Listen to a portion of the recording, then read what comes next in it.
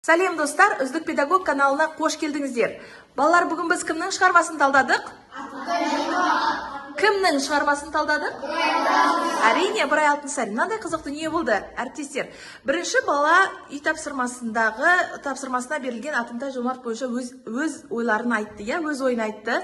Біреу мазмұндады, сұраққа жауап бергеннен кейін, сол оқушыға Попс формуласы негізінде менің ойымша Атымтай Жомарттың әрекеті дұрыс деп жазылып, әрі қарай бала сол жерде тұрып, осы Попс формуласымен ойын жеткізді. Енді бізде көбінесе кететін мынандай кемшілік десе болар ма екен? Олқылық десе дұрыс шығар.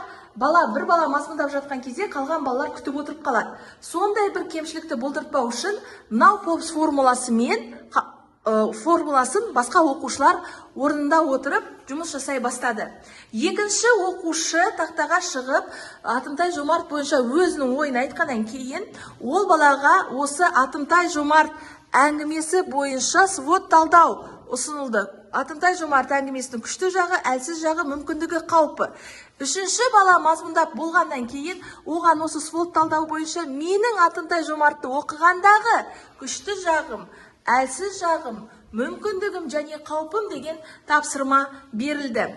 Ал қалған балалар өз ойларын орнында отырып жаза берді. Төртінші бала кеп мазмұндағаннан кейін оған тапсырма 4 баған бойынша. Мысалы, факт Атымтай Жомарт әрекеті не істеді? Үйретті, еңбектенді, байыды деген сияқты. Идеясы бай бола тұра еңбектену. Сұрақ, Атымтай Жомарттікі дұрыс па деген сияқты. Бесінші оқушыға Ыбырай Алтынсарин берілді факт ретінде. Ал қалған оқушылар орнында отырып орындай берді. Ал алтыншы бала мазмұндауға келгенде портрет немесе символ ретінде Атымтай Жомарттың суретін сал деген тапсырма берілді.